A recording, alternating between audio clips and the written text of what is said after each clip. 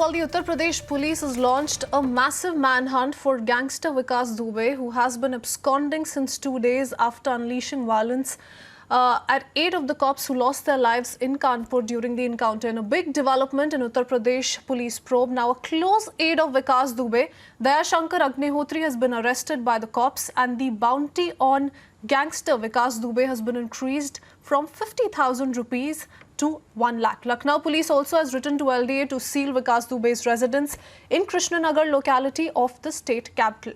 Gaurav joining us straight from Kanpur to give out more details on the same.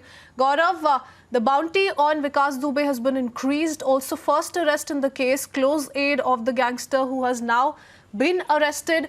Several raids that have been going on in at least 100 locations. Gaurav, और जानकारी दीजिए.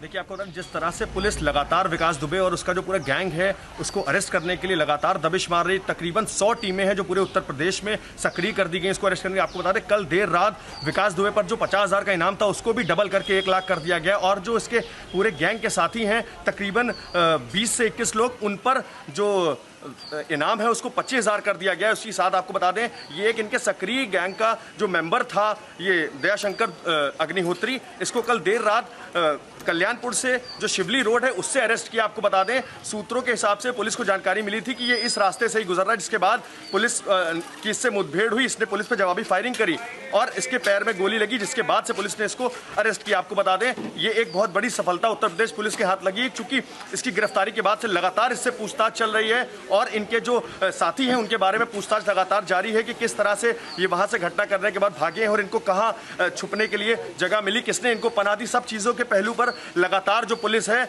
वो एक एक point इनके note कर रही है और जिस तरह से लगातार रेड पे रेड कर रही है. आपको बता दें, तकरीबन उत्तर प्रदेश में अब तक 50 से 60 जो टीमें हैं वो एक्टिव तरह से रेड कर रही हैं. चूंकि आपको बता दें, एसओजी की माने तो सूत्रों के अनुसार ये चीज भी आ रही है कि जो विकास दुबे है ये काफी दूर नहीं जा चुका है रेंज से, तो अभी भी पुलिस की तलाश में बराबर जारी है. जिस तरह से एक अपराधियों को लेकर अभियान कल से चल रहा है, सीएम ने भी बराबर आदेश दिए हैं. जो भी हिस्ट्री शीटर्स हैं उनकी लिस्ट निकाली जा रही है. उसी के तहत आपको एक बार ये भी बताते चलें कि जिस तरह से कल आदेश आए थे उसके बाद से जो विकास दुबे का घर है उसको भी नस्तानाबूद कर दिया गया है. जो भी उसके एसेट्स थे, उसके बैंक खाते, उनको भी सीज कर दिया. तो कहीं ना कहीं जो एक फाइनेंशियल बैकग्राउंड था उस तरह से उसकी रीढ़ की हड्डी को तोड़ दिया गया है. अब ज्यादा देर पुलिस से बच नहीं पाएगा, क्योंकि लगातार जो टीम्स हैं वो रेड पे रेड कर रही हैं. आपको बताते चलें, कल भी एक सूचना के बाद जिस तरह से विकास गांव से निकला है और जिस गाड़ी से निकला है उस पहलू पर भी पुलिस लगातार बात कर रही है. आपको बता दें, एक एसएचओ की संदिग्ध भूमिका इस पे सामने आई थी, जिसके बाद से कल उसको भी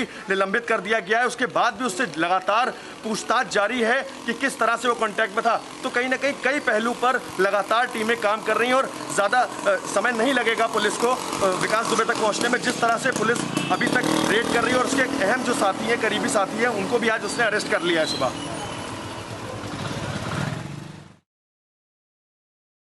Yes, many thanks for joining us with that latest update. Close aide of Vikas Dubey, who has now been arrested, while investigation parallelly also underway in the fact as to who is it, possibly from the police establishment, who could have helped this gangster, because they certainly were aware of the police reaching his residence, is why they were already prepared with arms and ammunitions as far as Vikas Dubey's residential rooftop is concerned. So several of those developments also taking place parallelly, but for the moment, his aide, who has now been arrested by the cops, first major arrest in the case. We'll keep tracking more inputs throughout the course of the day.